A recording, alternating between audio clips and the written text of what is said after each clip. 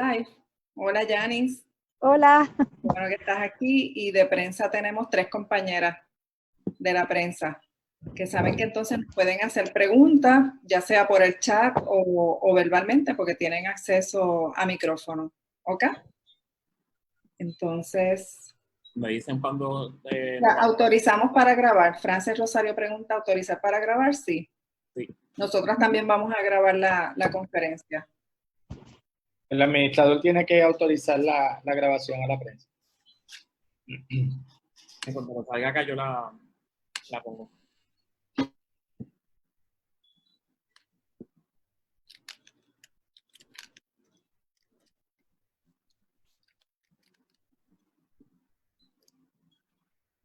Entonces, Luis, me dices cuando conecte con el live también. Le puedo dar ya. Tú me Sí, dices. All right.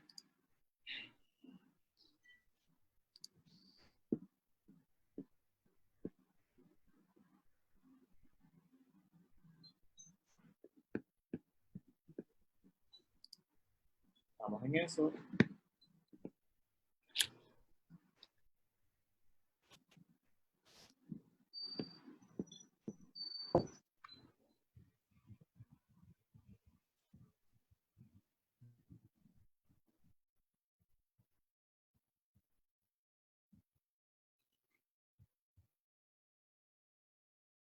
se nos fue Osvaldo. Aquí está de nuevo. No te preocupes.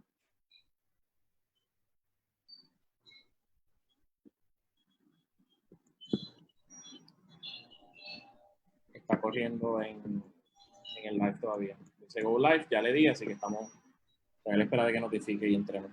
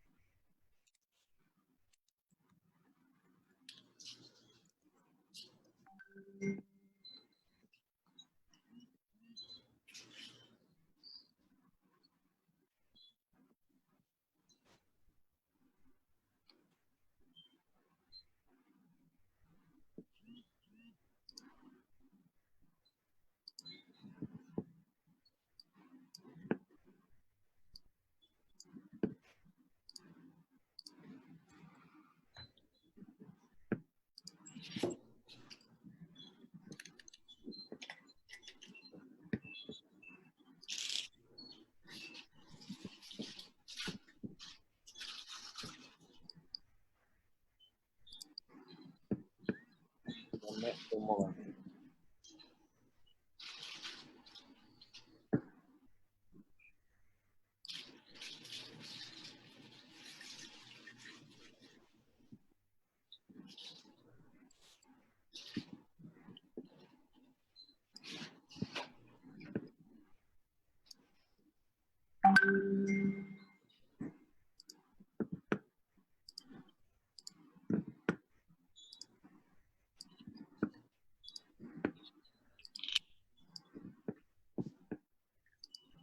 Buenos días.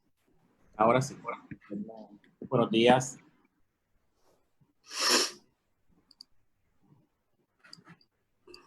Ok, ya estamos en live.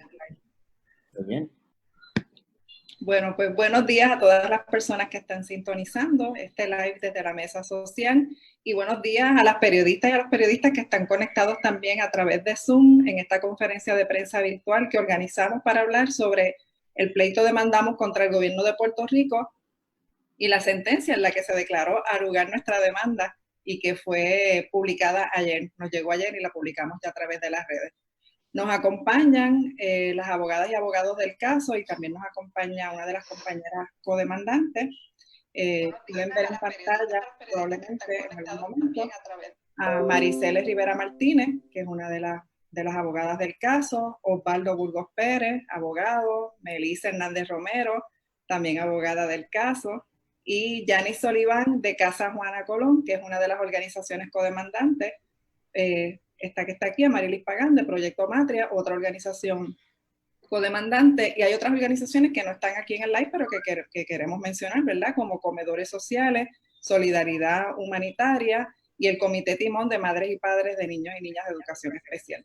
Son organizaciones que dieron un paso al frente y decidieron ser parte de esta demanda que se originó desde la Mesa Social, porque desde que la Mesa Social se fundó a final de marzo, entre los primeros reclamos que le hicimos al gobierno de Puerto Rico fue que se abrieran los comedores escolares, y luego de agotar todos los remedios por cartas y por comunicaciones con distintas agencias de gobierno, nos dimos cuenta que si no se radicaba una demanda, le iban a seguir dando largas al caso a la apertura de los comedores escolares, siendo el alimento un derecho humano.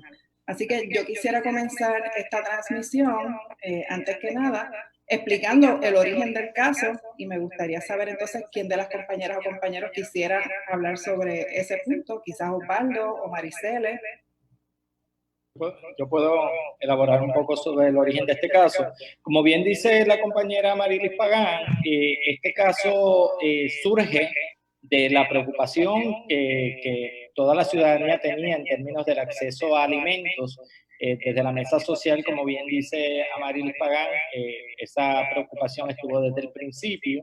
Así que nosotros determinamos que uno de los mecanismos era radicar un recurso ante los tribunales, reconociendo que el derecho a la alimentación es un derecho fundamental reconocido por nuestra Constitución, aparte de que existe un deber ministerial del Departamento de Educación y el Estado Libre Asociado de alimentar a la ciudadanía. Eso nos llevó a hacer una investigación jurídica sobre las distintas disposiciones legales que existen y que obligan al Departamento de Educación y al Estado Libre Asociado a proveerle alimentos no solamente a los menores de edad, sino a toda la ciudadanía en situaciones de emergencia o catástrofe, como es la pandemia.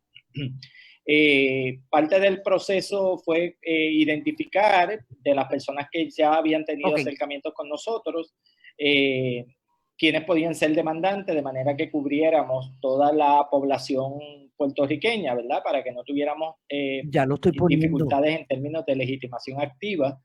Eso dio paso a que varias organizaciones o aliados de la mesa se unieran al reclamo, y ahí tenemos las 7 personas demandantes en su carácter personal, que son 6 de ellas son madres o abuelas con niños que recibían comidas en el programa de alimentos del Departamento de Educación, una persona trans que estaba pasando por una necesidad seria en términos de la ausencia de alimentos, producto de toda la declaración de emergencia y las limitaciones que se impusieron a la ciudadanía, y 5 organizaciones que incluye Proyecto Matria, Solidaridad Humanitaria, Comedores Sociales, el Comité Timón de Padres y Madres de Niños de Educación Especial, y Casa Juana Colón, que todas son organizaciones que tienen a su vez representación a distintos sectores de la isla, y producto del trabajo que se hizo de investigación y de la recopilación de información que nos dieron estas organizaciones y personas, se presentó la demanda el 28 de abril con el resultado que ustedes vieron en la sentencia que se dictó anoche, que se notificó anoche. En este caso saben que el Departamento de Educación desde el principio comenzó a dar múltiples excusas para no abrir los comedores. Inicialmente el Departamento de Educación hizo una manifestación de que iba a distribuir alimentos a través de organizaciones sin fines de lucro. Esa distribución de alimentos que el departamento indicó que había repartido 350,000 libras de alimentos, si nosotros dividimos 350,000 libras en una sola distribución, que fue lo que se hizo, entre la cantidad de estudiantes en el sistema público de enseñanza, implicaría que al día de hoy, que ya vamos cerca de 70 días de cierre, implicaría menos de 2 libras de alimentos por persona, por estudiante en el sistema público, lo cual es completamente insuficiente. Obviamente, 2 libras de alimentos no da para alimentarse una familia completa para 72 días. Luego el gobierno comenzó a utilizar planteamientos de que no iba a abrir los comedores. Incluso el secretario de Asuntos Públicos de la Fortaleza hizo una manifestación de que no se iba a abrir, y fue entonces que presentamos la demanda. Una vez presentamos la demanda, vimos un cambio en la postura del gobierno y entonces la gobernadora anunció que se iba a abrir comedores, pero solamente a aquellos lugares donde los alcaldes lo solicitaran, y vimos todas las dificultades que los propios alcaldes comenzaron a señalar. Todos estos asuntos fueron planteados ante el tribunal. Vimos en la vista del 15 de mayo que el de Estado planteaba que no tenía un deber ministerial de alimentar a la ciudadanía. Ese asunto fue atendido por el tribunal con el resultado que vimos ayer, que tiene, obviamente, más allá de la alimentación de los menores y de la niñez puertorriqueña, ¿verdad? De 1 a 18 años, esta sentencia incluye a toda la población en estado de necesidad, así que incluye menores de edad y personas sobre los 18 años de edad que necesiten alimentos. Y esa es la obligación inmediata que tiene el Departamento de Educación y el Estado Libre Asociado. Es importante señalar esto, porque no solamente es el Departamento de Educación, es todo el gobierno a través de todas las estructuras del gobierno, tienen la obligación de cumplir con este mandato judicial. Vamos a hacer una pausa aquí, Osvaldo, porque me gustaría escuchar a Yanis con el aspecto humano de toda esta situación, ¿verdad? Porque tuvimos que llegar a los tribunales por la intransigencia gubernamental y la irresponsabilidad, pero desde antes nuestras organizaciones estábamos viendo y atestiguando lo que es el hambre en el país. En el caso de Juana Colón, es una de las organizaciones que ha estado haciendo intentos como Matria, como Comedores Sociales y las otras organizaciones codemandantes de proveer esos alimentos, y me gustaría que Yanis nos cuente un poquito de la preocupación que tenían desde el caso, bueno, y que todavía la tenemos, ¿verdad? Porque hasta que veamos los comedores abiertos todavía seguimos con la preocupación. Cuéntanos un poquito de esa experiencia de Casa Juana, Yanis, por favor. Sí, buenos días. Ahora mismo, precisamente hoy estábamos repartiendo alimentos. Estoy en el pueblo, ¿verdad? Aquí en Comerío, en el barrio El Naranjo, repartiendo alimentos porque a pesar de las ayudas que están llegando a muchas familias, todavía hay gente que está desprovista de esas ayudas y obviamente el trabajo de las organizaciones no finaliza. Anoche cuando me enteré de que ganamos esta demanda, las lágrimas brotaban porque justamente cuando me llamaron para avisar me estaba hablando de una necesidad de una mujer jefa de familia con varios hijos, ¿verdad? Que no tenía ni tan siquiera un alimento básico para llevarle para tener para consumir ese día o en estos días, ¿verdad? Con sus familiares. Yo pienso que cada día la pobreza en este país va aumentando, cada día los accesos a los recursos vitales que garantizan la vida son inaccesibles. Y la acción del gobierno de no abrir el comedor de la manera que estaba estipulada por leyes locales, por el aspecto histórico y también pues, hasta por leyes federales, como he dicho en varias ocasiones, nos demostró la falta primero de reconocimiento de la necesidad que se vive en el país y la falta, ¿verdad? Y una insensibilidad enorme.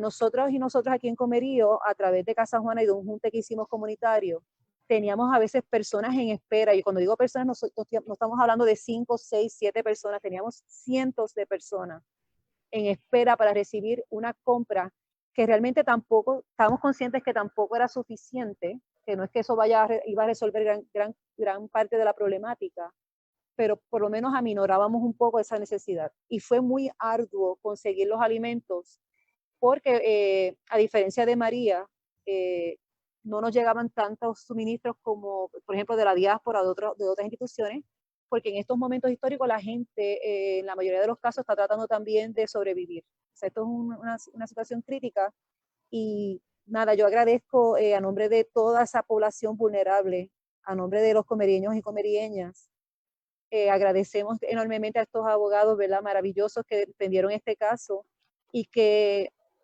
esto crea un precedente para que en futuras, eso, ¿verdad? Los abogados lo explicarán mejor que yo, pero para en futuras crisis de este país, el gobierno haga lo que tiene que hacer, que es atender a su población. Sí. No sé si eso contestó tu pregunta, pero... Sí, la contestó perfectamente, Yanis. Muchas gracias. Yo quería añadir a eso que hay unos datos que tenemos que tener presentes. Por ejemplo, en Puerto Rico hay cerca de 822 escuelas aptas. De esas 22, además hay 34 escuelas que nunca se abrieron luego de los terremotos. Cada una de esas escuelas tiene un comedor escolar. Sin embargo, el Departamento de Educación optó por abrir solamente cerca de 109 comedores escolares y luego cerró 32. Cuando sacamos los números, estamos diciendo que el Departamento de Educación, a pesar de tener un presupuesto en el cual tenía ya garantizado alimentos para todas esas 822 escuelas, eligió abrir menos de un 10% de los comedores escolares disponibles en la isla, a pesar de que en redes sociales, en la prensa y desde nuestras propias organizaciones se les estaba diciendo que había gente pasando hambre. Hay otro dato importante, y es que con los propios datos del Departamento de Educación sabemos que hay cerca de 280,000 estudiantes en el sistema de educación pública.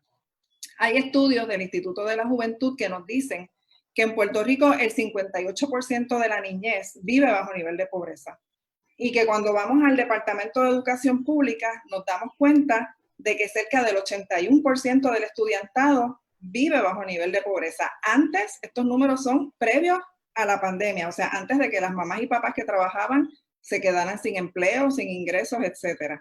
Cuando eso se traduce a números, estamos hablando de cerca de 226,000 estudiantes del sistema de educación pública que necesitaban alimentos y el gobierno lo más que produjo en un día fueron cerca de 63,000 almuerzos. O sea que dejó más de 2/3 partes del estudiantado que necesitaría alimentos sin acceso a los alimentos. A eso se suma el hecho de que no están contando y en este proceso no quisieron contar estudiantes o personas mayores de 18 años y todas y todos sabemos que hay universitarios y universitarias que pasan hambre y que deberían haber tenido acceso a los alimentos. Y tampoco estaban contando estudiantes que a lo mejor están en algún tipo de educación privada o en homeschooling que también hubieran estado necesitando alimentos. Si una se pone a sacar números entre estudiantes y las familias que viven en pobreza junto a esos estudiantes, el Departamento de Educación y el gobierno tendría que haber pensado en alimentar cerca de 1 millón de personas.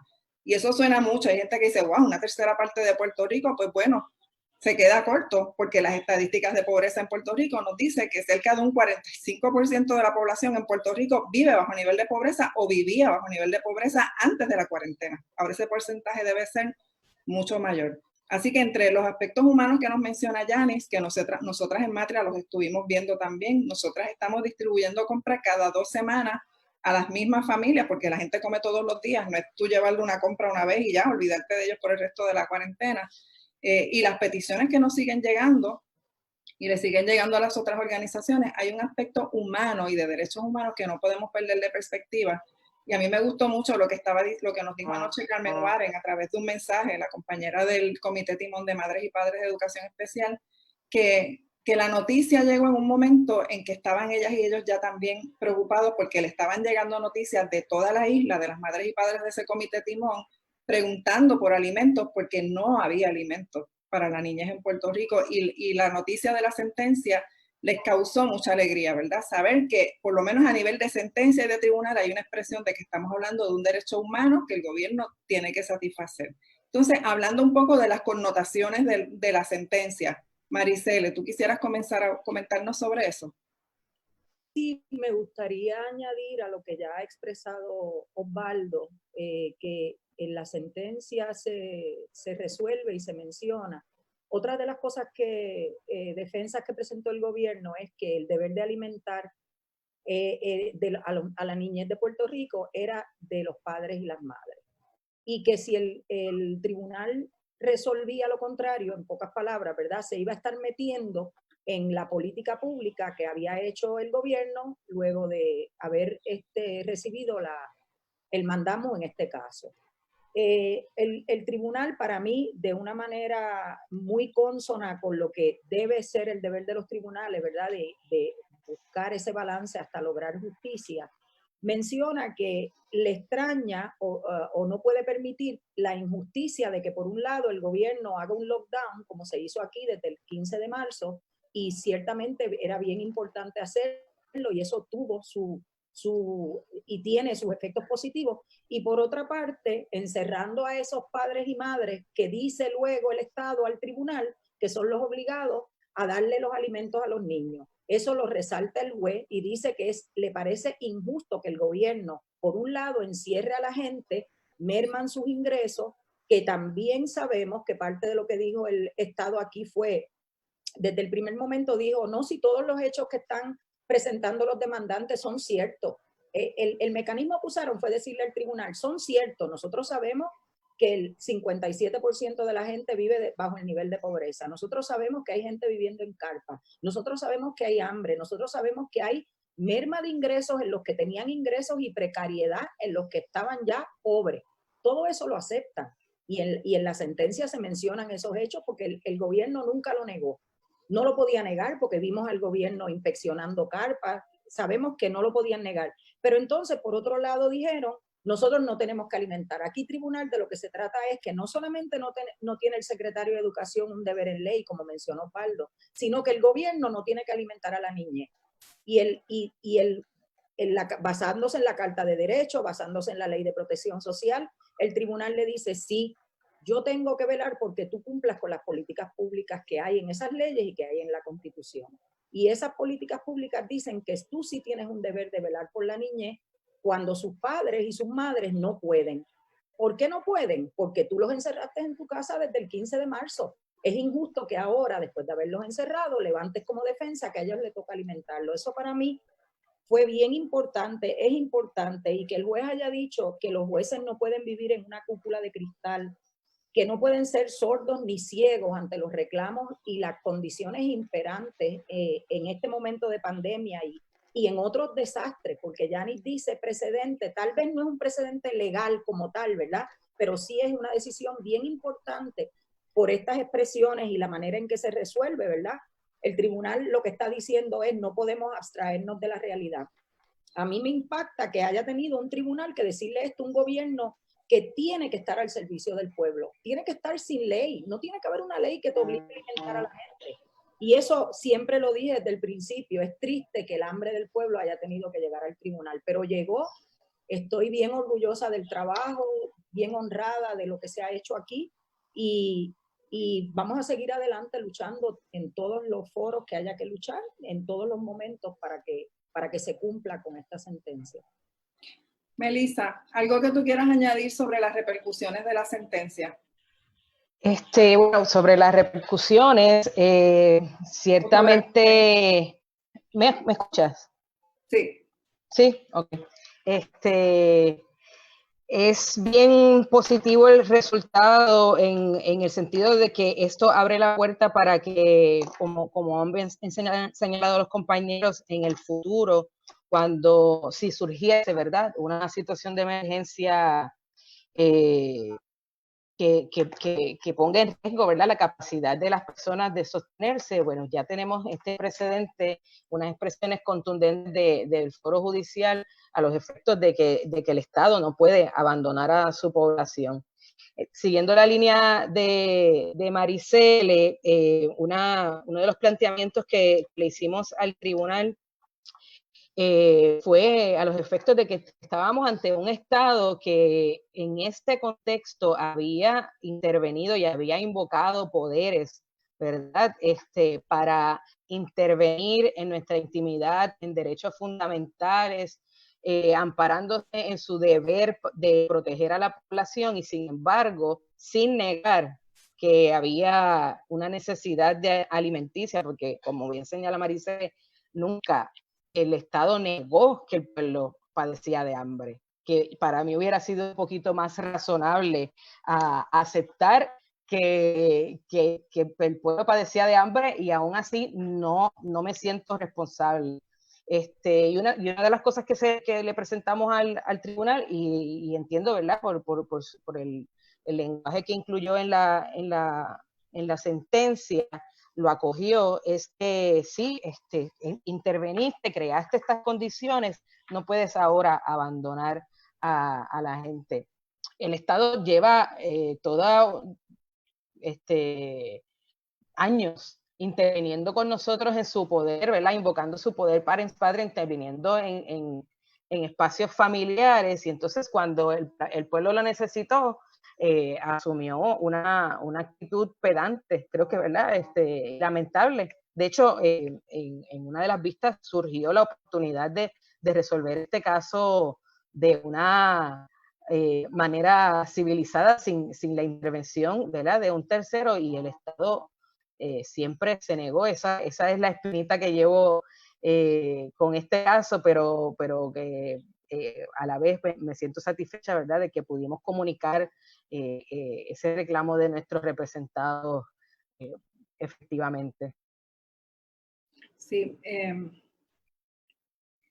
yo pienso que una de las cosas importantes de este caso es que precisamente o sea, es un reconocimiento del deber del Estado y de la negligencia en el cumplimiento del deber en blanco y negro. Porque yo creo que desde el punto de vista de las organizaciones y del activismo, llevamos tiempo denunciándolo. No solamente con el caso de los alimentos, ¿verdad? La violencia hacia las mujeres, la falta de techo, la falta de respuesta y de un trabajo de recuperación post-huracán María. Y con esta sentencia estamos escuchando desde la voz del Tribunal de Primera Instancia una expresión clara de que, oye, gobierno, tú existes para esto, ¿verdad? Y realmente es una pena, Maricele ayer lo dijo, ¿verdad? El hambre del pueblo no debió haber tenido que llegar a los tribunales para resolverse. Y esa expresión de Maricele es importante porque en un estado civilizado en el que se supone que el gobierno está para suplir estas necesidades, no tendríamos que haber llegado al tribunal, como dice Melissa. Esto se debió haber resuelto de otra manera. Y lo que estuvimos fue encontrándonos con esa pared todo el tiempo. Me gustaría que habláramos entonces un poquito de los próximos pasos, ¿verdad?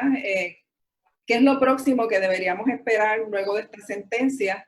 Primero me gustaría escuchar desde el punto de vista legal, qué es lo próximo que debemos esperar o lo que la gente debe tener claro y clara, y que luego hablemos un poco como organizaciones y como activistas de derechos humanos sobre lo que nosotras queremos hacer con esta sentencia para darle seguimiento. ¿Quién del equipo legal quiere comenzar contestando? Yo puedo aportar ahí.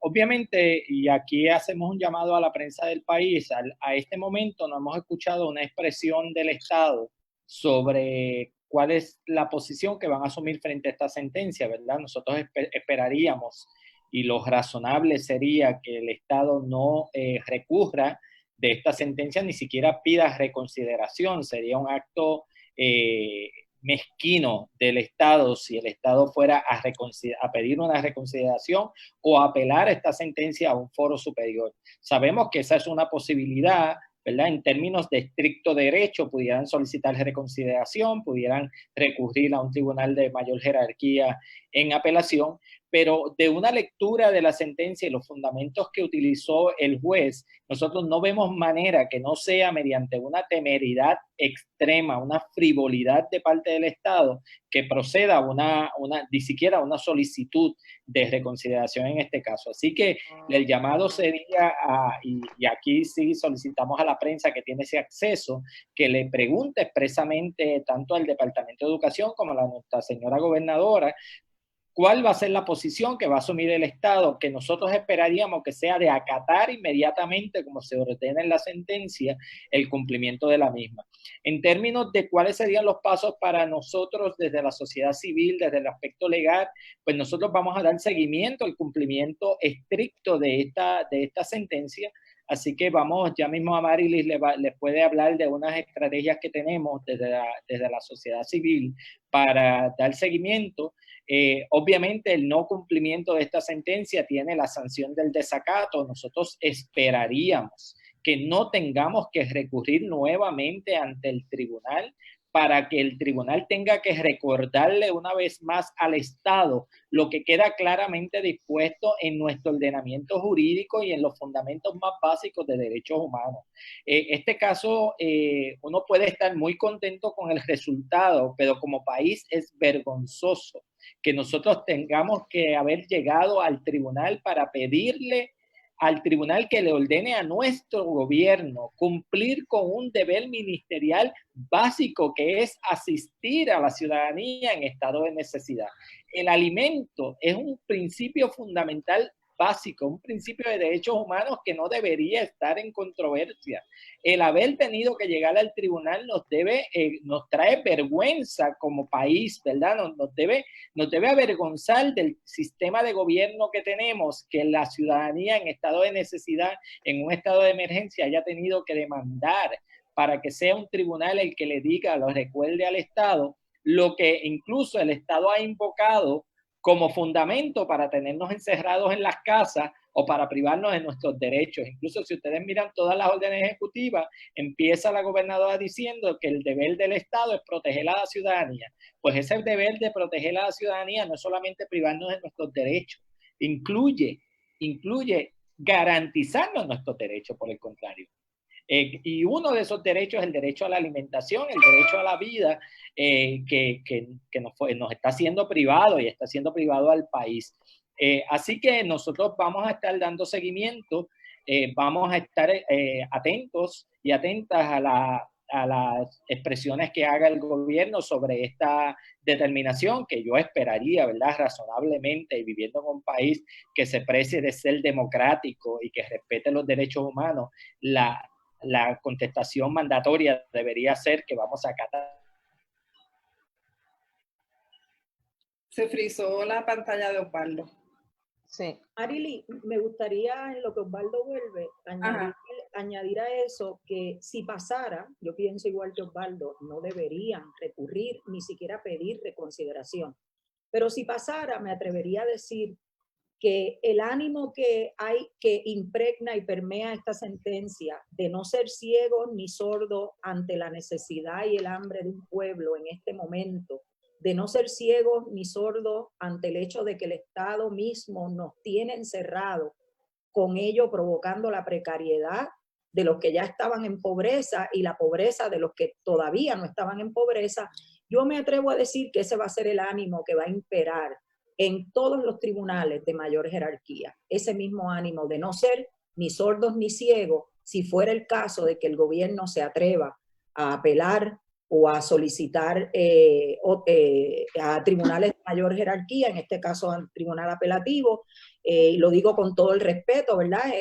Pero como abogada que soy, acato las decisiones de los tribunales, pero siento esa esperanza de que ese ánimo que permeó aquí en esta sentencia de reconocimiento, de el valor a la disidencia. Fíjense que el tribunal abre la sentencia con una cita de Serrano Hayes en una opinión disidente, donde dice que si bien hay que mantener la simetría de la ley, eso no puede ser, no puede estar reñido en la labor de los tribunales con la interpretación que destruye los propósitos legislativos y mucho menos con las realidades sociales imperantes.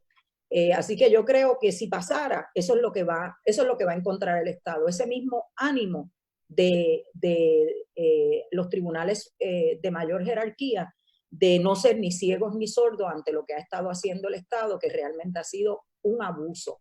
Si nosotros no nos organizamos, si la mesa social no se organiza, si no hay gente con voluntad, como todos estos compañeros míos y todas y todos ustedes, todes, estas personas se quedan sin alimentarse porque fue ante la demanda y la actitud fue de alimentar solamente una comida al día a niñas hasta los 18 años, jóvenes de 18 menos, imagínense ustedes. Eso fue con la demanda. Realmente no había intención de alimentar, a pesar de que el gobierno ha dicho a foros públicos que el dinero que ha recibido, los billones y los millones que ha recibido, los va a destinar al bienestar del pueblo de Puerto Rico. Yo quería mencionar también que una de las organizaciones demandantes, Solidaridad Humanitaria, y la compañera Lucía Santana, han traído un punto bien importante en sus expresiones recientes y en el comunicado de prensa que circulamos lo incluimos, y es que para la gente de los residenciales públicos es un logro importante, ¿verdad? Esa organización es parte del residencial público Manuela Pérez, y Puerto Rico tiene residenciales, más de un residencial público por pueblo, y lo que nos cuenta Lucía, yo estoy segura que se está repitiendo en residenciales a través de los 78 municipios, en los que tenemos niñas y niños, tenemos personas viejas que viven en pobreza y que necesitan ese alimento. Por eso esa organización ha estado fajada en Manuela Pérez buscando comida de aquí y de allá para poder alimentar a la gente del residencial. Y las expresiones de ella de alegría, ¿verdad? Y de gozo de saber que esa comida debe llegar a los comedores es algo que a nosotras también nos inspira para trabajar un proceso de seguimiento, porque no queremos que la sentencia se quede como un documento que celebramos, pero que no se ejecutó en la vida real. Y eso es parte de lo que nosotras quisiéramos también hablar un poquito en esta conferencia de prensa. Nosotras estamos conscientes que nunca se llegaron a abrir comedores escolares en los 78 municipios de la isla. Ese tímido esfuerzo que hizo el gobierno de Puerto Rico luego de la erradicación de la demanda de abrir algunos comedores no incluyó los 78 municipios de la isla.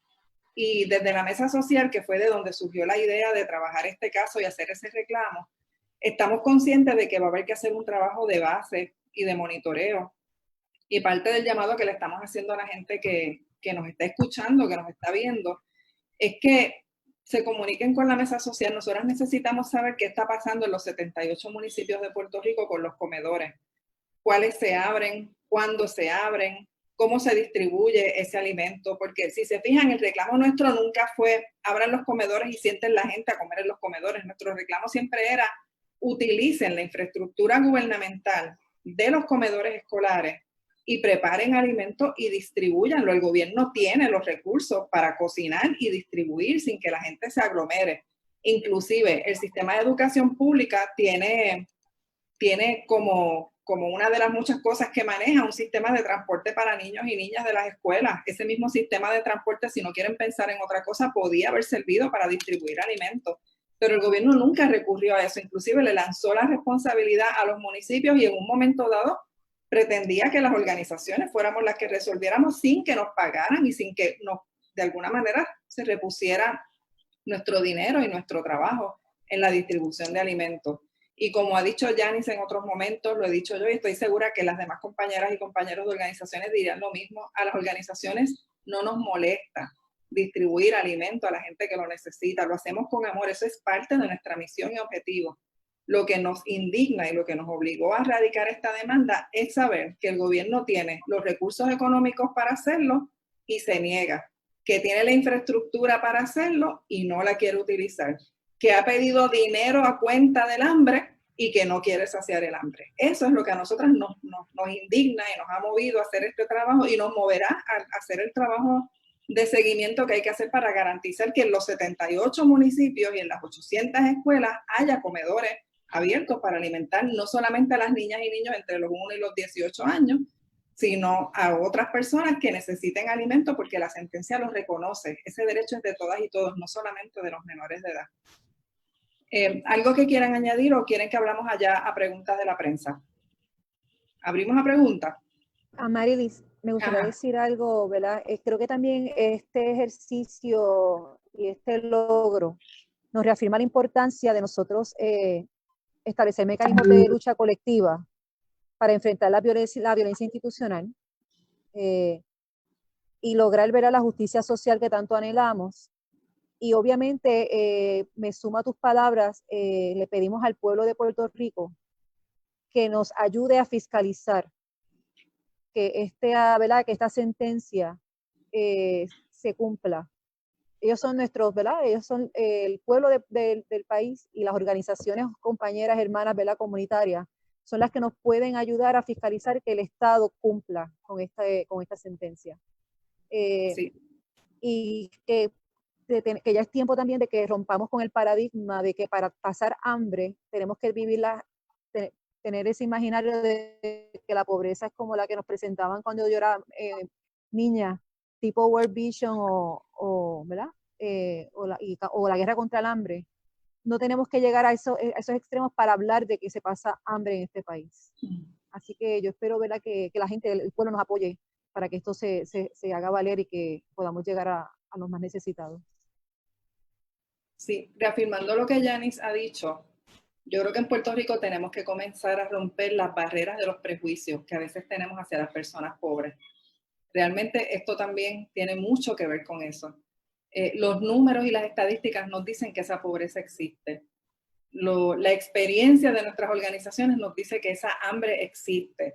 Y aunque a veces vemos gente que la niega, que se burla de la gente pobre, que dice que las mamás y los papás son los que tienen que alimentar, como dijo la abogada del Estado, en el caso en la vista del 15 de mayo, son personas que definitivamente o nunca han vivido la pobreza o no saben lo que es acostarse un día sin haber comido o sin saber qué van a comer al día siguiente. Nosotros hemos tenido participantes que nos cuentan esas historias Y nosotras se las creemos, o sea, no tenemos razón para no creer cuando nos dicen eso, además que lo hemos visto, ¿verdad? Lo atestiguamos. Esas barreras las tenemos que romper porque Puerto Rico tiene una población que cada vez se está moviendo más hacia el lado de la pobreza. Y gente que nunca pensó que iba a pasar hambre, ha pasado hambre en esta cuarentena. Y yo espero que esa gente esté reevaluando sus posturas previas sobre la gente pobre en el país y se dé cuenta que si con algún lado nos tenemos que unir es con el lado de la gente que vive en pobreza y desigualdad, no con la gente que nos miente, nos oculta información, deja almacenes llenos de alimentos sin distribuir y que es la misma gente que cuando el huracán María dejó que en Puerto Rico la gente muriera y que la gente pasara hambre, la misma gente que cuando hubo los terremotos en enero pasado no supo actuar a tiempo y provocó que el resto del país se moviera al sur al alimentar la gente del sur. Y es la misma gente que ahora en la cuarentena pretendía dejar a la gente con hambre, sin asumir responsabilidad. Y este caso marca un punto histórico en ese sentido, porque nos está diciendo que lo que hizo el gobierno cuando María estuvo mal, que lo que hizo cuando los terremotos estuvo mal, que lo que hizo en la cuarentena estuvo mal y que ahora no se lo vamos a dejar pasar, porque este caso nos da bases para poder seguir trabajando a favor de ese derecho básico a la alimentación y a muchas otras cosas que se necesitan en periodos de desastre. Entonces, bueno, pues si tienen alguna pregunta, los periodistas la pueden poner por el chat y también la pueden hacer verbalmente a través de los micrófonos. Tenemos a Carmen Enid de Bonita Radio con una pregunta. Buenos días, todas y todos. Yo quería que ustedes más o menos nos hablaran desde el punto de vista legal. La licenciada Rivera más o menos lo estableció. Esta importancia de que, independientemente de que no debió haber llegado el hambre al tribunal, como ustedes plantean, el tribunal sí hace un análisis, además del derecho, bien humanitario con relación a este asunto. Que el país pueda entender, que ustedes lo puedan explicar, que el país pueda entender que en efecto hay unos derechos, que hay unos abogadas que lo pueden plantear y traer, y que para eso existen los tribunales.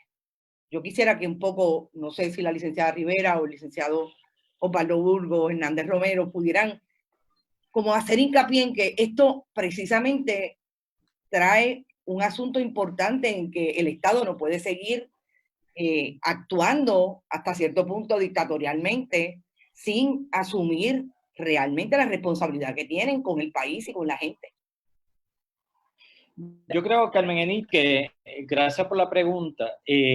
En nuestro país, el Estado, y hablo no solamente de esta administración, sino históricamente, el Estado se ha aprovechado de un problema grave que tenemos en el país, que es el de acceso a la justicia.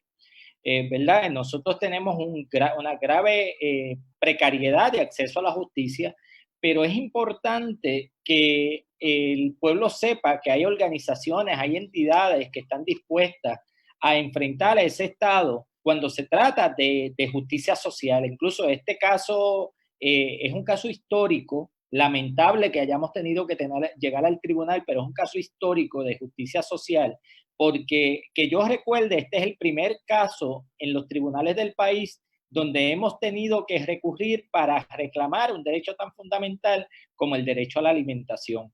Así como en este caso, hay muchísimas otras reivindicaciones que hay que llevar ante los tribunales en términos de justicia social, ¿verdad? De toda la precariedad que vive nuestro país y todos los derechos que están privados, ¿verdad? La ciudadanía y que están viviendo en situaciones precarias. No solamente en estado de emergencia, sino por la misma mala administración, por los problemas de falta de atención a lo que es verdaderamente importante. Hay que llevarlo ante la atención de los tribunales, que es una de las muchas alternativas que tiene la ciudadanía. No es la única, ¿verdad? Los tribunales a veces puede resultar frustrante el proceso ante los tribunales, que fue lo que pretendió hacer el Estado aquí. El Estado pretendió ser muy técnico en cuestiones jurídicas, ¿verdad? Para tratar de cerrarle la puerta a los tribunales a esta población que fue a reclamar el derecho al alimento. Pero lo que quiero traer es que no podemos dejar de presentar estos casos. Yo creo que este caso abre la puerta para que otras reivindicaciones sobre asuntos de justicia social sean presentadas a los tribunales y que poco a poco vayamos abriendo ese camino que es tan importante, ¿verdad? Porque si el Estado no lo hace cumpliendo su deber sin que se lo tengamos que exigir, pues entonces una de las alternativas para exigirlo es en los procesos judiciales, y vemos que aún con lo frustrante que pueda parecer y lo duro que es el proceso ante los tribunales, porque este caso fue duro para nosotros los abogados y abogadas que estábamos manejando, fue muy duro para las partes, fue muy duro para el país tener que escuchar el 15 de mayo, escuchar al Estado diciéndole, ustedes se están muriendo de hambre, pero a nosotros no nos importa. Nosotros no tenemos que cumplir con proveerle alimento a ustedes. Yo creo que eso debe calar en la memoria colectiva. Y si algo no debemos olvidar son esas expresiones que no son las expresiones de los abogados. Esos abogados representan a una parte. Ese abogado estaba hablando a nombre del Departamento de Educación. Esos abogados del Departamento de Justicia estaban hablando a nombre de la gobernadora y del sistema que está administrando en este momento el país. Eso no se nos debe olvidar y recordar la importancia, ¿verdad? Este caso nos dio a demostrar que cuando uno tiene la razón, cuando uno tiene la voluntad y cuando uno le mete el corazón a un proceso que nos parece justo desde el principio, nosotros desde el principio en este caso no tuvimos duda de que estábamos reclamando lo que era justo, lo que era correcto, lo que era legalmente correcto, pero más importante que eso, lo que era moralmente imperativo para el Estado. Así que el haber prevalecido en este caso le da la razón al país, no nos da la razón a los abogados, le da la razón al país y le da una puerta importantísima al país que se abre para el reclamo de la justicia social. Maricela, ¿quieres añadir algo? En esa línea, Carmen Enid, cuando estuvimos preparándonos para la dúplica, que ya sabíamos que era la última oportunidad que íbamos a tener para expresar nuestra postura ante el tribunal, nosotros estábamos convencidos de que el derecho estaba a nuestro favor, que existía esa legislación para sostener nuestro argumento de que existe un deber ministerial por parte del Estado. Sin embargo, quisimos también incluir esta parte que tú destacas de la ley y que fue acogida en la sentencia y que Osvaldo también lo mencionó, ese deber moral del Estado de socorrer al pueblo. Y eso es importante, y por lo menos en los casos en los que trabajo, ¿verdad? Que tiene que ver con justicia social, siempre me gusta destacarlo, porque el derecho y los tribunales no pueden desligarse de los aspectos humanos. O sea, de hecho, existe el derecho porque existimos nosotros los seres humanos. Y en cada caso, de algún modo, se están resolviendo asuntos que impactan vidas, ¿verdad? Y sobre todo en este tipo de litigación. Así que para mí es satisfactorio haberme encontrado con un tribunal que fue sensible, que resolviendo en derecho, porque su sentencia fue basada en lo que establece la ley, vinculó la ley a la experiencia humana. Y ojalá, ¿verdad?, que eso se convierta en una tendencia en el foro judicial. Es un camino largo que recorrer, pero sé que habemos compañeros y compañeras que vamos a estar moviendo ese enfoque en cada oportunidad que tengamos. Maricela, que querías añadir algo.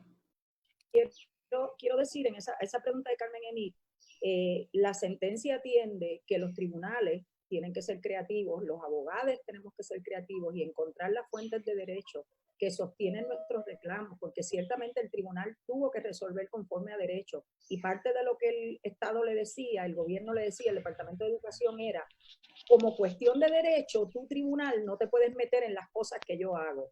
Nosotros le dimos las fuentes del derecho al tribunal, la página 16, 17 y 18 de la sentencia menciona las leyes sobre alimentos en las cuales el tribunal se basa en su sentencia, y le dice, sí, me voy a meter porque se trata de cómo tú vas a hacer para cumplir con estas leyes. A mí me parece que eso es esperanzador para el pueblo, porque eso que dice Osvaldo es cierto. los tribunales pueden ser frustrantes, ciertamente hay un problema de acceso a la justicia. Yo aprovecho e invito a que muchos más abogados nos unamos y estemos dispuestos a poner nuestro tiempo, esfuerzo y horas largas y tener la paciencia y la decencia de mantenernos en silencio cuando se nos ríen en la cara, como pasó en la vista del 15 de mayo, ¿verdad? Pero que hagamos ese trabajo, porque si nosotros lo hacemos como abogados, que sabemos encontrar esas fuentes de derecho y se las llevamos a un tribunal, el tribunal sí le puede decir al gobierno, no, tú no eres intocable. Tú no me puedes decir a mí que no me voy a meter a ver cómo tú cumples con las leyes. Es una sentencia fundamentada en derecho de una manera extraordinaria que si se decidieran apelar no veo cómo logren prevalecer, pero es importante ese trabajo que se haga desde la primera instancia, ¿verdad? Y me parece bien positivo que la gente pueda sentir que sí hay esperanza en los tribunales, que sí podemos ir a los tribunales y que va a haber gente que vamos a estar ahí para llevarlo. Eso es lo que quería abundar sobre el asunto ese medular de que le dijeron al tribunal, no te metas en lo que nosotros hacemos. Sí, ahí Carla Cristina estaba en un turno para preguntar. Primero que todo, buenas tardes, buenos días todavía a todos y a todas. Gracias por este trabajo que ustedes realizaron, ha sido encomiable. Quería preguntarles que, ya el gobierno anunció la apertura de prácticamente toda la actividad comercial y la postura del Estado, en este caso específicamente en la vista del 15 de mayo, fue que esto es una cuestión de estricto derecho, o era, ¿verdad? Mientras el caso estaba vivo, era una cuestión de estricto derecho, que el departamento está haciendo su labor conforme a la ley y que la apertura la hay para que ellos, o sea, los que pasan hambre, vayan a pedir los servicios. Basado en esa postura del Estado y sabiendo que ya el Estado anunció la apertura de prácticamente toda la actividad comercial, ¿no existe de parte de ustedes el temor de que se levante el estado de emergencia? Porque la sentencia establece que el deber ministerial se debe cumplir, o sea, o existe mientras hay una crisis, mientras hay una emergencia. En el caso de que el Estado decida levantar esa emergencia, ese estado de emergencia, ¿no tendría que cumplir con este mandamos? O sea, no existe ese temor. Carla, gracias por la pregunta. Lo primero que voy a señalar en tu pregunta es por qué el Estado utilizó el argumento de que esto era un asunto de política pública. Si recuerdan, el Estado tenía hasta las 9:15 del día 1 de mayo para expresarse sobre el recurso que nosotros presentamos. Y ese mismo día, a las 8:52 de la mañana, pidieron una prórroga porque evidentemente estaban creando lo que ellos entendían que era una política pública, que era un plan de trabajo, no era una política pública, para entonces argumentar que existiendo una política pública, entonces el Estado, el tribunal no se podía meter en los asuntos del Estado. Eso es peligrosísimo, esa práctica que incurrió el Estado en este caso, porque si el tribunal le hubiese validado esa práctica, lo que iba a pasar es que cada vez que hubiese un mandamos contra el Estado iba ese mismo día, creaban una política pública y se acabó la intervención. Así que esto es un intento dictatorial, lo que pretendió crear el Estado, el Ejecutivo en este caso. Fue una práctica dictatorial. Eso es típico de las dictaduras, ¿verdad? Donde no hay ese balance de poderes. Contestando la segunda parte de tu pregunta, sí es cierto que la sentencia está enmarcada en el estado de emergencia. Que está ahora mismo hasta el 15 de junio, el estado de emergencia oficial. Nosotros nos parece, ¿verdad? Y podría ser un asunto de argumentar que el estado de emergencia no lo decreta el Estado, lo decretan los hechos, ¿verdad? Si nosotros, posterior al 15 de junio, la situación de emergencia en el país estuviera presente, nosotros pudiéramos todavía reclamar que se cumpla con la sentencia, porque puede ser otra estrategia que utiliza el Estado y somos conscientes de eso. Dejamos de decretar el estado de emergencia y entonces parecería que no tienen que cumplir. A mí me parece, ¿verdad? Mi planteamiento ante eso sería que el estado de emergencia dejará de existir cuando deje de existir la situación de necesidad y los riesgos que este asunto del COVID presenta. Por otro lado, esta sentencia abre la puerta a que en momentos de no emergencia, ¿verdad? No decreto de emergencia, todavía el derecho a la alimentación existe. El derecho a la alimentación de nuestra Constitución y del ordenamiento no está fundamentado en estado de emergencia, está fundamentado en cualquier momento de la vida de nuestra ciudadanía. Así que hay argumentos suficientes para poder validar y poder enforzar el cumplimiento de esta sentencia, aun cuando el Estado, como estrategia para su incumplimiento, optara por decretar la eliminación o la terminación del estado de emergencia jurídicamente hablando. Yo quería añadir a eso, antes de continuar, que estamos hablando también de varios niveles de acción, ¿verdad? En este caso tuvimos que recurrir al tribunal porque nos pareció que era la mejor estrategia luego de haber estado agotando las estrategias de comunicación o de activismo público. Sin embargo, tenemos que entender que este tipo de trabajo, por ejemplo, este decreto de emergencia oficial por el tribunal, por el gobierno, como dice Osvaldo, es muy distinto a lo que se puede considerar un estado de emergencia desde el punto de vista social y político. De hecho, si hacemos memoria histórica, y esto fue parte de la investigación que se hizo para este caso, hubo personas que nos ayudaron con eso. En Puerto Rico, el huracán San Felipe, por dar un ejemplo, pasó en 1928. Y todavía en el 1936 estaba trabajando el gobierno de aquel momento, que era inclusive el gobierno federal, era en esa etapa en la que el gobierno de Puerto Rico no tomaba prácticamente decisiones, aunque bueno, se parece a la de ahora con la Junta de Control Fiscal. Pero bueno, en 1936 todavía estaba el gobierno federal hablando de un estado de emergencia en Puerto Rico y reconocían como eje de las acciones del proceso de recuperación el establecimiento de los comedores escolares. Que estamos diciendo que esto que nosotros estamos pidiendo ahora es algo que se reconoce por el gobierno de Puerto Rico desde hace un siglo y que un estado de emergencia se extiende mucho más allá de lo inmediato. Si lo analizamos bien, Puerto Rico todavía está viviendo el estado de emergencia post-huracán María. Y este es el tercer golpe en menos de 3 años. Entonces, el gobierno se le va a hacer bien difícil también lavarse las manos, porque cuando una compara esos planes de recuperación por el huracán San Felipe y los planes de recuperación que el gobierno tiene ahora mismo, los que tiene ahora no cumplen la mitad de las cosas que esos planes de hace un siglo tenían. Y es una cosa que nosotras vamos a tener que seguir mirando como mesa social, ¿verdad? Más allá de una declaración oficial de un estado de emergencia, nos tenemos que preguntar cómo se están garantizando los derechos humanos en la isla y cómo el gobierno incorpora una visión de derechos humanos, de satisfacer esos derechos humanos a la hora de planificar y ejercer acciones de recuperación por desastre o en situaciones de pandemia.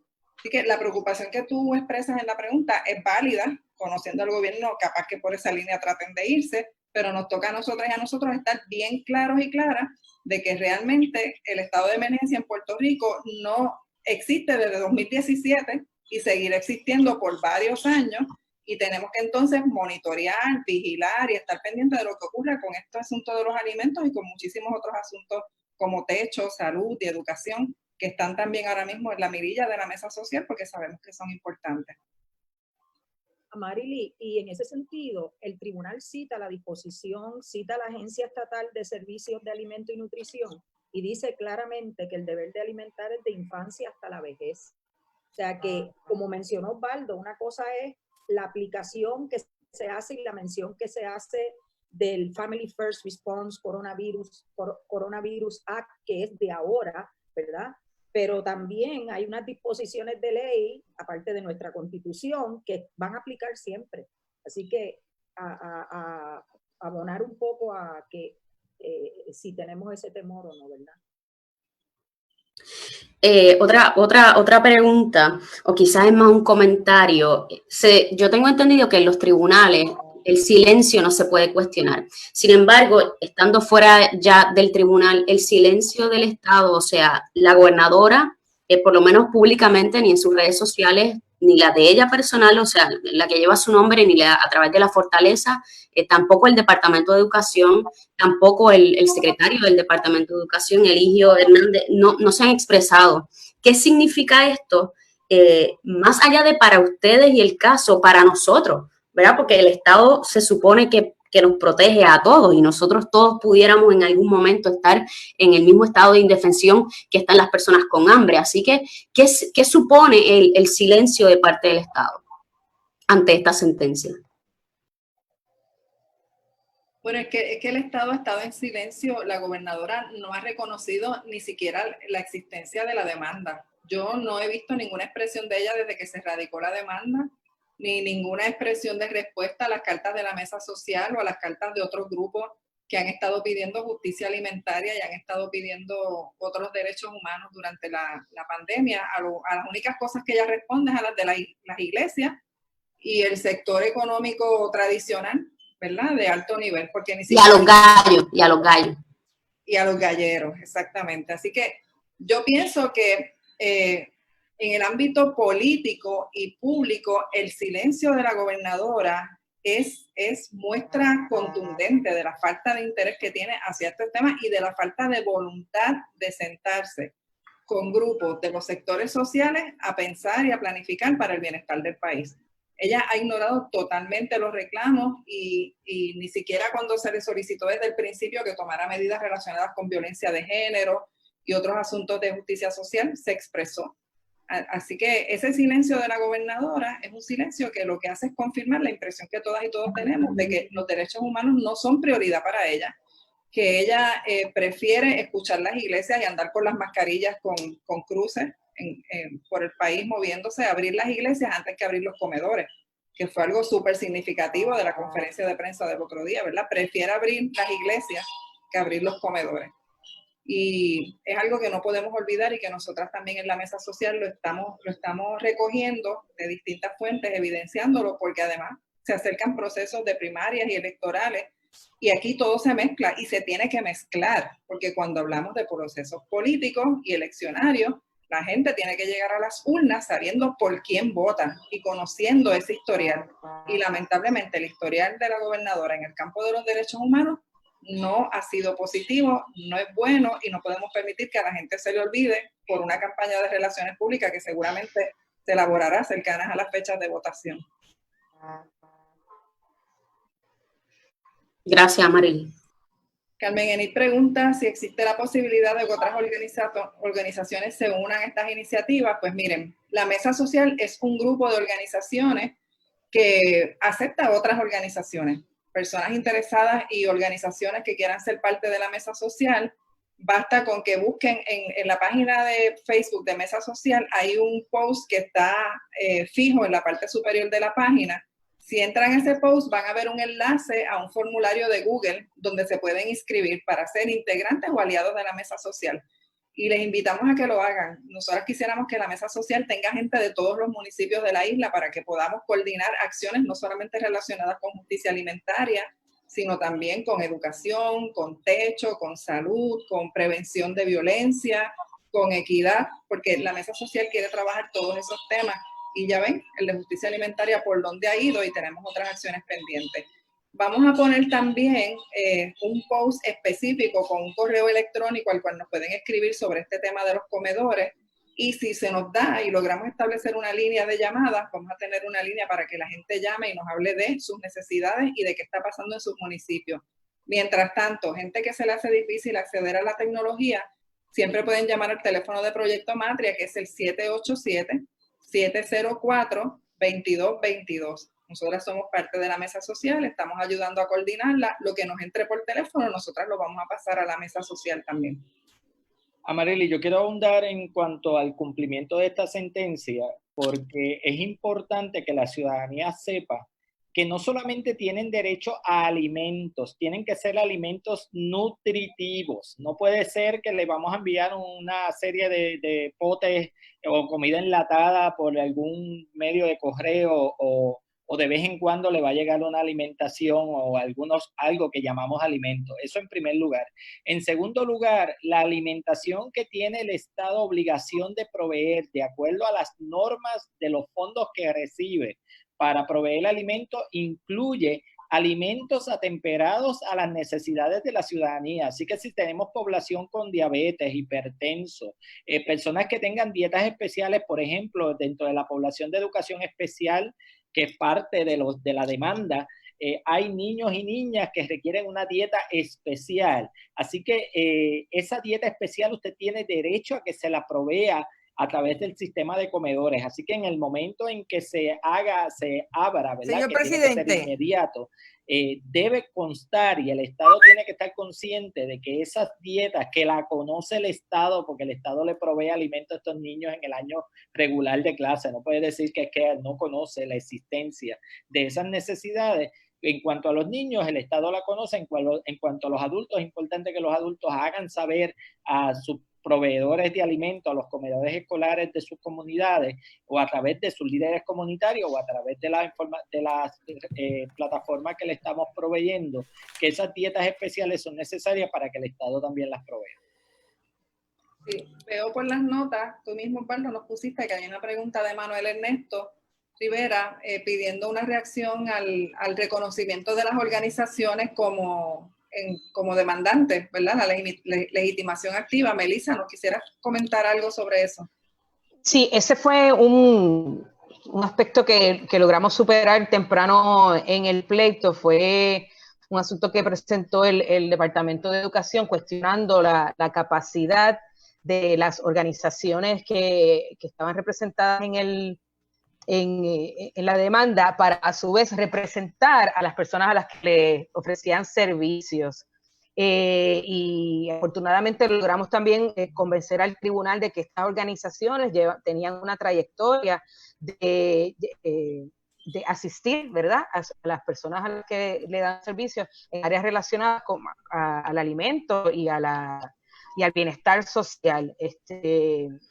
Esa decisión del juez de reconocerle el standing, como se dice en español, legitimación activa, a estas organizaciones nos permitió que la sentencia que recibimos ayer tuviese tenga un alcance mayor, nos permite impactar, ¿verdad?, toda la isla, contrario a lo que hubiera ocurrido si hubiéramos tenido solamente demandantes en su carácter individual. Así que era importante prevalecer en ese punto, y ellos insistieron hasta el último momento. De hecho, trataron de traerlo en la vista pasada, trataron de revivir el asunto. El juez se mantuvo firme en que definitivamente lo que le habíamos presentado confirmaba, ¿verdad?, que estas organizaciones, su trabajo estaba relacionado al reclamo, ¿verdad?, porque de eso se trata, al reclamo que se estaba haciendo de alimentos. Así que sí, Manuel Ernesto, fue importante, porque si no, pues estaríamos hablando de un alcance distinto. ¿Alguna otra pregunta de parte de las compañeras y compañeros de la prensa? Y a la pregunta de Manuel Ernesto de que si esperamos que pida reconsideración o apele de esa decisión, el 15 de mayo, como menciona Melissa, ellos insistieron y entonces pidieron la resolución por escrito, el juez la notificó. Eso es una manera, ¿verdad? A veces los abogados usamos estrategias de decirle al tribunal, mira, voy a ir en alzada, te voy a revocar, ojo con lo que resuelve. Ese es su derecho, ¿verdad? Apelar. Pero ha estado corriendo el tiempo y yo insisto en que aún, y estoy de acuerdo con mis compañeros aquí abogados, que aún cuando vayan en apelación, lo que va a prevalecer es este ánimo que permea en esta sentencia y los fundamentos de derecho que fueron bien presentados por nosotros como equipo legal y que el tribunal los acogió y están ahí en la sentencia expresados. Así que siempre pueden ir en apelación, es mi contestación, pero yo creo que esperaría que lo estén pensando y que no caigan en lo que mencionó Osvaldo, en un acto de mezquindad y de arrogancia a lo que ya ha ocurrido, por lo que tuvimos que traer este caso al tribunal. Así que si eso ocurriese, que fueran consistentemente mezquinos. De ordinario, cuando se presenta una apelación, tiene el efecto de interrumpir, pero por tratarse de un mandamus, en este caso no interrumpiría el efecto de la sentencia, a menos que el Estado solicite la interrupción y el tribunal lo conceda. Pero entiendo que por tratarse, ¿verdad?, del derecho, ¿verdad?, que está involucrado aquí, entiendo que tampoco, o esperaría que un tribunal no se atreviera a suspender el efecto hasta que adjudiquen los méritos. Muy bien. Bueno, pues si no hay más preguntas de parte de las compañeras y compañeros de la prensa, lo que queda entonces es darle las gracias al equipo legal por su maravilloso trabajo. Y a usted por la oportunidad. Sí, enviarle un abrazo amoroso y solidario a las compañeras organizaciones codemandantes que no pudieron estar con nosotras en el live, a Carmen Warren del Comité Timón, a Lucía Santana de Solidaridad Humanitaria, a Giovanni Roberto de Comedores Sociales y bueno, a Yanis que la tenemos aquí. De verdad que para nosotras es un honor estar compartiendo este espacio con organizaciones que respetamos y que admiramos.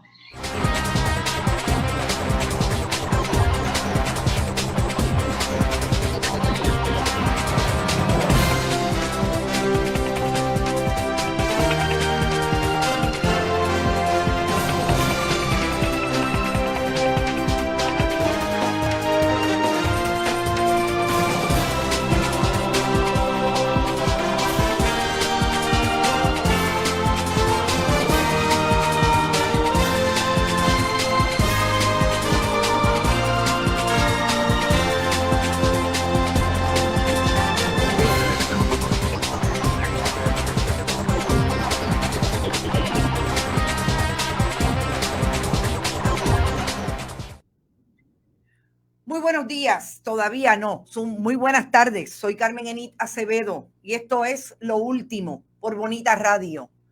Hemos estado escuchando en directo la conferencia de prensa de la Mesa Social, diversas organizaciones que participaron de el pleito ante el Tribunal de Primera Instancia de San Juan relacionado con el hambre que están pasando niños, niñas, personas de edad avanzada en Puerto Rico a consecuencia de la pandemia. Y he querido traer la conferencia de prensa en directo porque me parecía importante que se escuchara cuál era el análisis de esas organizaciones, de sus abogados y abogadas, cuando fueron al tribunal para vindicar el derecho que tienen las personas que viven en este país de que el Estado se responsabilice en un momento de emergencia como el que estamos de la alimentación. Voy a empezar diciendo compartan, como siempre. No les voy a tomar mucho tiempo, 15 a 20 minutos para hablar puntualmente de lo que esos abogados y abogadas del Departamento de Educación, Departamento de Justicia, le dijeron al país y lo que el tribunal interpretó. Y la pregunta que yo hiciera en esa conferencia de prensa está relacionada precisamente con la importancia que tienen los tribunales en nuestro sistema republicano de gobierno. Y lo traje a propósito precisamente porque yo sé que el país hace mucho tiempo tiene diversas frustraciones con las instituciones.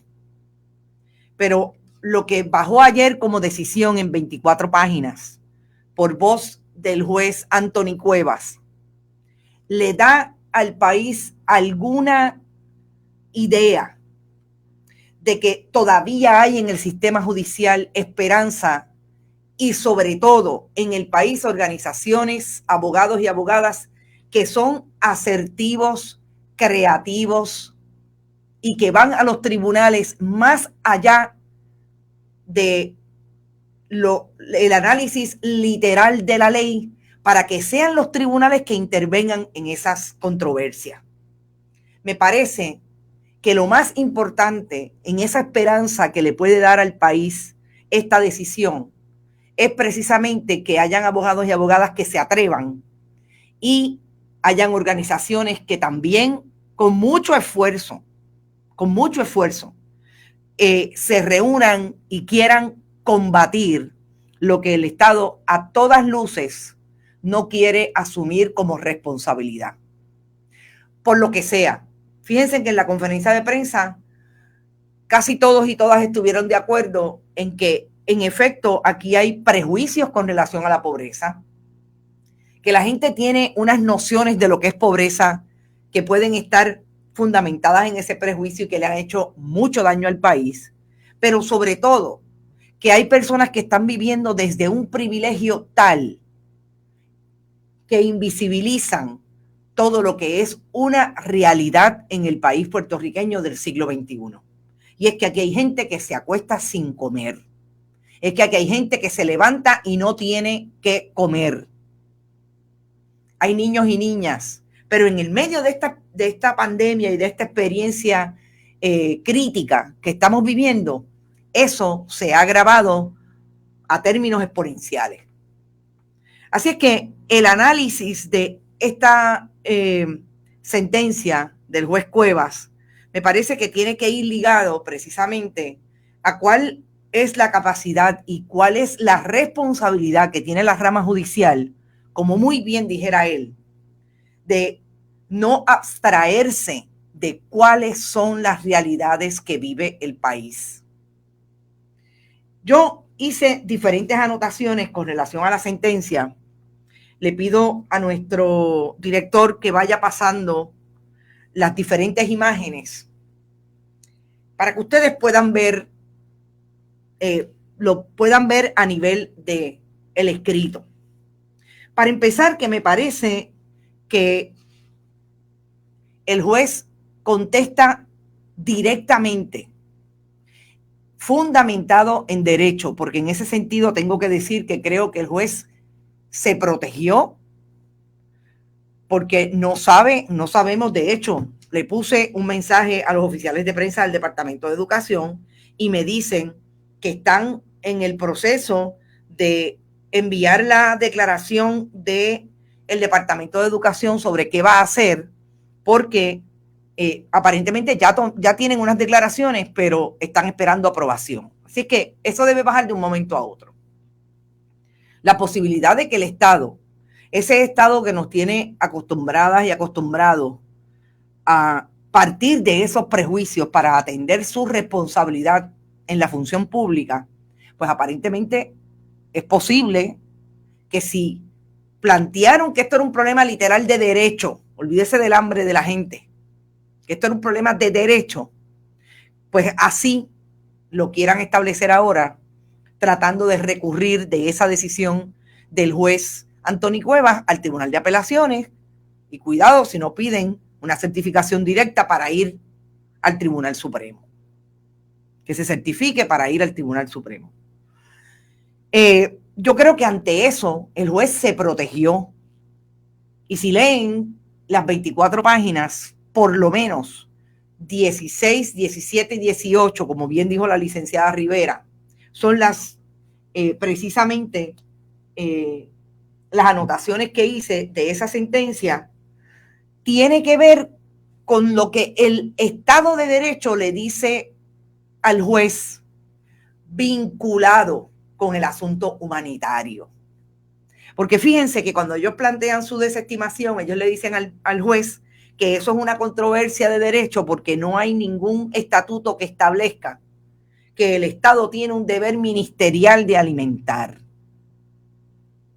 Y el juez le dice en un momento, sí, es cierto, necesariamente, como ustedes lo están planteando, no lo dice así literalmente. El problema es que los tribunales, cuando hay unas controversias que en efecto establecen que hay una controversia justiciable, que tenemos que entrar en ellos para dirimirla, podemos hacer interpretaciones, y las interpretaciones incluidas para determinar que hay una controversia justiciable tiene que ser liberal.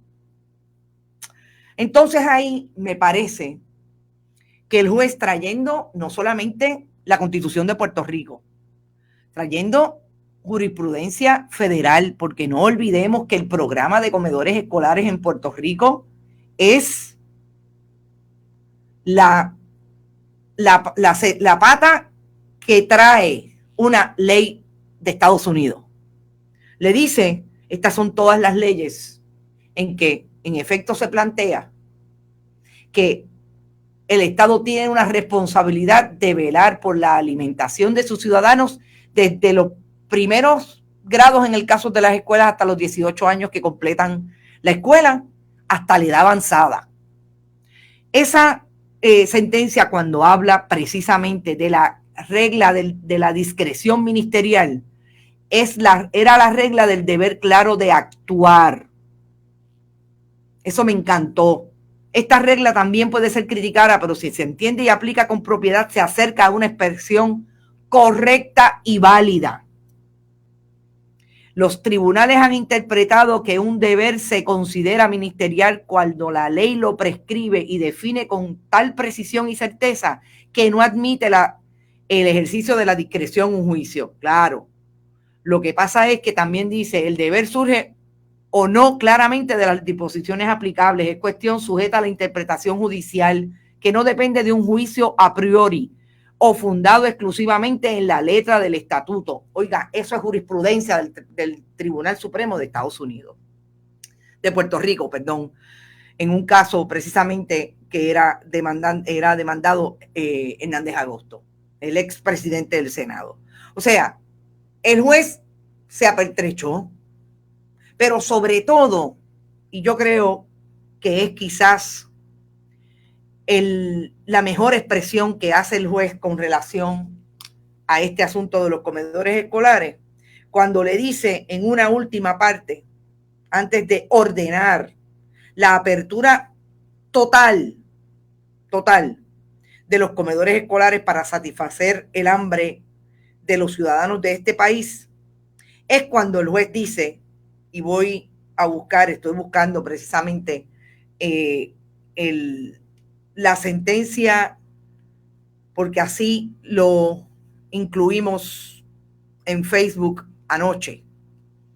Ese último párrafo en que el juez dice, el Estado decidió que tenía que cerrar para velar por el distanciamiento físico, establecerlo y poder así tratar de evitar el contagio múltiple. Pues usted los obligó a quedarse en la casa. Las personas, los padres y las madres se quedaron sin empleo. No tienen capacidad para necesariamente alimentar. Y no olvidemos que esto es importante porque el reclamo de los abogados del Estado, del gobierno, Wanda Vázquez Garcet, secretario de Educación, Eligio Hernández, fue precisamente que el deber de alimentar era de los padres y de las madres. Y el juez le dice, los confinaste por un lockdown que era razonable. Perdieron el trabajo, no tienen la capacidad para alimentar. ¿Qué se supone que pase? Y yo quiero leerlo tal y como. Desde el inicio de las órdenes ejecutivas con el llamado lockdown a la pobreza y el desempleo que ya venía arrastrando el país, se le sumaron miles de familias cuyos padres y madres se vieron imposibilitados de trabajar ante el cierre de sus respectivos lugares de trabajo. Si bien es cierto que podríamos preliminarmente evaluar la acción gubernamental en cuanto al toque de queda como una que pretende evitar un caos salubrista, no podemos perder de perspectiva que dicha acción contribuyó a un alto grado de desempleo jamás visto en nuestra época moderna. Este desempleo rampante ha ocasionado la pérdida de ingresos en cientos de miles de familias.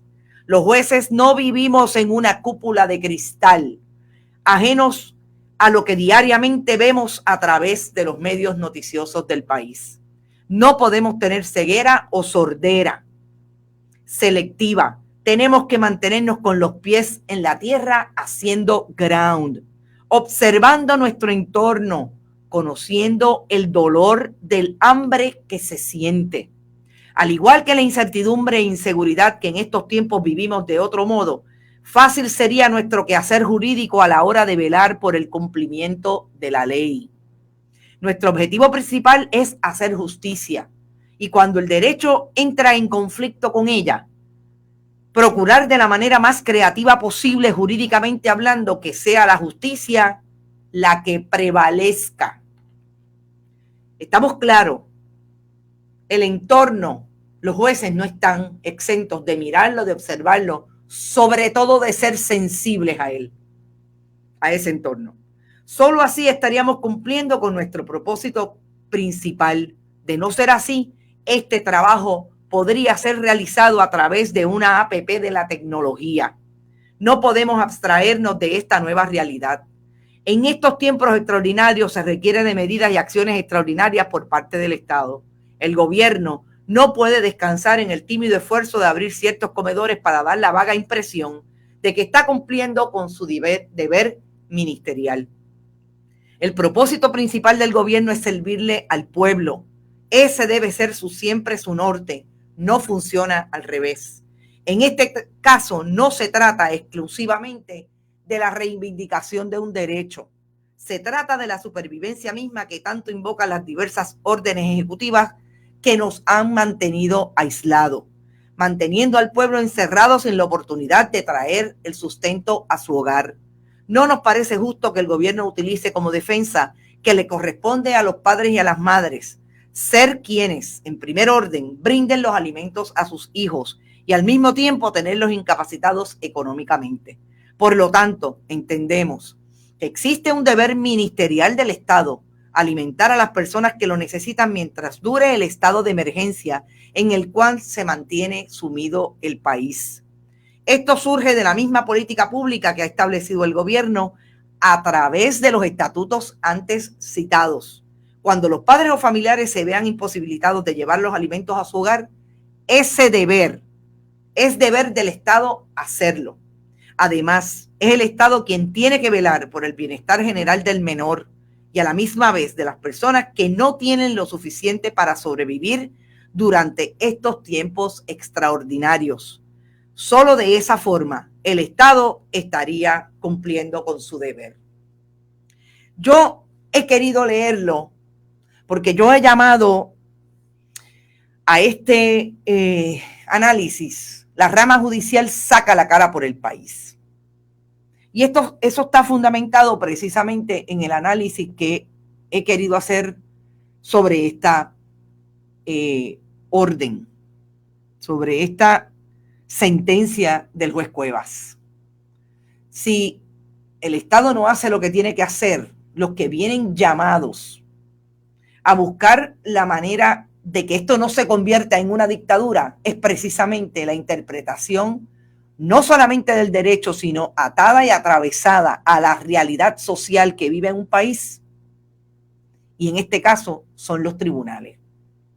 Que todos no tenemos acceso a la justicia, muy bien lo contestó el licenciado Osvaldo Burgos Pérez. Aquí hay un problema de acceso a la justicia. Gracias a que tenemos abogados y abogadas de derechos humanos que quieren sacar la cara por las personas que están viendo todos los días en situaciones de crisis, tenemos hoy una excelente sentencia. En ese sentido, yo la invitación que tengo que hacer, no solamente a las organizaciones, que muchas veces, como sabemos, trabajan con mucha precariedad, que los puertorriqueños y puertorriqueñas y ciudadanos que viven en este país sepan que hay que buscar hasta debajo de las piedras para vindicar nuestros derechos. Que si el Estado no funciona, como lo hemos visto en estas emergencias, desde el 2017, la emergencia está vivita y coleando. En ese sentido, yo creo que la sentencia establece, mientras estemos en emergencia, que este país no ha dejado de estar en emergencia desde el 2017, desde el 20 de septiembre del 2017. Mientras eso ocurra, el Estado tiene una responsabilidad con todos nosotros. Y yo creo que ya es hora de que el país entienda, a pesar del cansancio que puede tener, que eso que le han dicho siempre de que usted se queja mucho y protesta por todo, es precisamente para que no haga lo que tiene que hacer en contra de ese Estado que le está violando sus derechos. Aquí hay una responsabilidad del Estado y el Estado tiene que ejercerla desde sus diferentes agencias. Y somos nosotras, el que se meta, el que tiene que prevalecer en el pensamiento de que tenemos que vindicar nuestros derechos como sea, donde sea, desde donde sea. A veces usted no puede ir al tribunal, pero se une a una organización y en lo que esa organización está haciendo el análisis jurídico con sus abogados y abogadas, usted está bregando con la gente. Hay muchas maneras. Los medios de comunicación importantísimos, decirle e insistirle al país. Este país supuestamente es una democracia y el Estado no puede legislar en contra del pueblo. Y el Ejecutivo no puede actuar en contra de los derechos que tiene el país.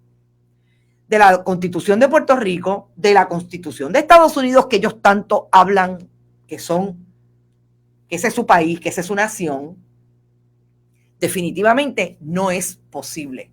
Y esta sentencia, si no se la han leído, léanla, la voy a poner en el muro, tal y como pusimos la semana pasada los otros documentos que me pidieron, el chat de WhatsApp Primavera 2020, porque realmente lo que el juez Anthony Cuevas decidió en derecho y traído desde el punto de vista humanitario y de cómo el derecho no puede abstraerse, ni los jueces ni las juezas que son quienes interpretan el derecho y emiten decisiones, no pueden abstraerse de la realidad. Yo creo que esto es lo más importante que ha pasado entre ayer y hoy, que da esperanza, realmente a mí me parece que la da, y que debemos insistir en que sea de aquí en adelante lo que debe ocurrir en todas las esferas. Ojalá esto se convierta en ese granito que le hacía falta a la arena para convertirse en algo bien grande, en una pirámide que vaya por ahí para abajo en todos los buenos casos, que se jamaquee el palo, porque como decía también, decían los diferentes líderes en la conferencia de prensa, ni la gobernadora ha dicho nada desde que esta demanda se radicó, ni el secretario del Departamento de Educación ha dicho nada ahora, desde que ayer se conoce, y estoy buscando para ver si enviaron algo, pero no, desde que ayer se conoce que perdieron este caso en el tribunal. Pero lo más importante, olvídese que pierdan o ganen, es que nunca debimos llegar ahí. Y ahora lo que estaban reclamando los diferentes líderes y activistas de derechos humanos en esa conferencia de prensa es precisamente que tenemos que agarrar la responsabilidad también de velar porque se cumpla con la orden del tribunal, a menos que no vayan en apelación y un tribunal paralice.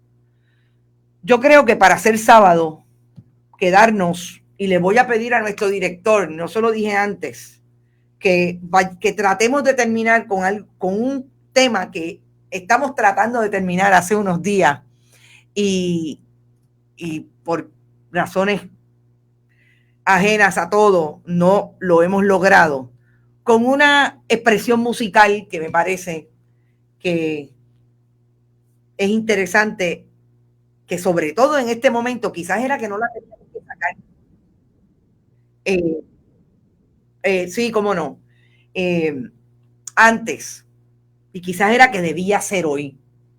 Voy un poco a los comentarios de ustedes. Cintia Rosario, parece mentira que esta administración envió un barco y un avión con suministros a Venezuela para mitigar el hambre y por otro lado dejan pasar hambre a la gente de su propio pueblo teniendo herramientas para que esto no suceda. Oiga, yo quiero que usted sepa algo. Quiero que sepan que el gobierno de Puerto Rico no solamente ha recibido los 2.200 millones estos que a base de la ley especial por la pandemia, es que a través del Departamento de Agricultura Federal, a través del Departamento de Educación y de otras instituciones ha recibido cientos de miles de dinero, millones de dinero con relación a los comedores escolares. Y no quieren abrir los comedores. 820 escuelas capacitadas con comedores escolares y solamente abrieron 129. Y le pasan la responsabilidad a los alcaldes que están hasta aquí. No se cansan de no poder establecer un programa de rastreo comunitario. Que vélenlo que lo van a tratar de establecer con una corporación recién creada. Vélenlo, eso viene por ahí. No se cansan con no haber cumplido con la emergencia de salud pública. Tampoco cumplen con la otra, que es la de alimentar a la gente que no está comiendo por el asunto del bloqueo social que hemos tenido a partir de la pandemia, que venimos arrastrando desde María, terremotos y al día de hoy. Y qué bueno que trajiste, Cintia, ese asunto, porque estos son los miembros del Partido Nuevo Progresista que se matan diciendo que Venezuela es una dictadura y que en Cuba es una dictadura. Pero ellos ejercen una dictadura para darle contratos a los amigos del alma y para 16 horas tener una orden de compra de 38 millones. Ya estamos listos, señor director. Bueno, y yo voy a terminar con esta nota de esta buena interpretación musical que habíamos guardado y qué bueno que salió hoy, porque yo creo que el juez Anthony Cuevas nos da una esperanza de que el país tiene en su judicatura personas que ven más allá de la interpretación literal del derecho, como la quería hacer la licenciada Susan Delgado y todos sus Susan Lugo y todos sus colegas que fueron de parte del gobierno de Wanda Vázquez Garcet, Eligio Hernández, a decir que el Estado no tiene el deber ministerial de alimentar al país. Recuerden, bonitasradio.net, allí pueden ir a donar todavía. ATH Móvil, por un periodismo valiente e imparcial. Negocios, vayan a ATH Móvil, área de negocios, Fundación Periodismo 21, allí estamos. Y compartan todo lo que puedan. Vaya a YouTube, suscríbase, le da la campanita. iVoox, iTunes y Spotify, allí están todos los programas nuestros a través de el podcast, la herramienta podcast. Está en este momento también, porque iba a salir a las 12, el excelente programa A la Escucha del compañero Juan Carlos Quintero Herencia, que entrevistó a ese súper tipo de la música puertorriqueña, desde el jazz, saxofón, Miguel Zenón. Éxito, y nos vemos el lunes a las 8 de la mañana en Noticias con Café. Buen provecho y hasta el lunes.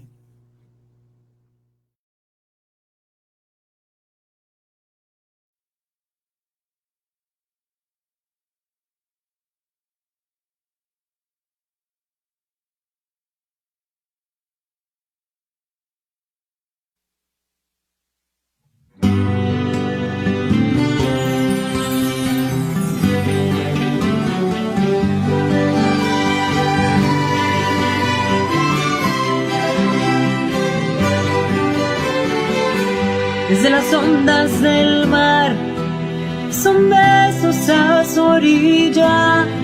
Una mujer de Aguadilla vino a New York a cantar, pero no solo a llorar, un largo llanto y morir. De ese llanto yo nací. Con la lluvia una fiera y vivo en la larga espera de cobrar lo que perdí.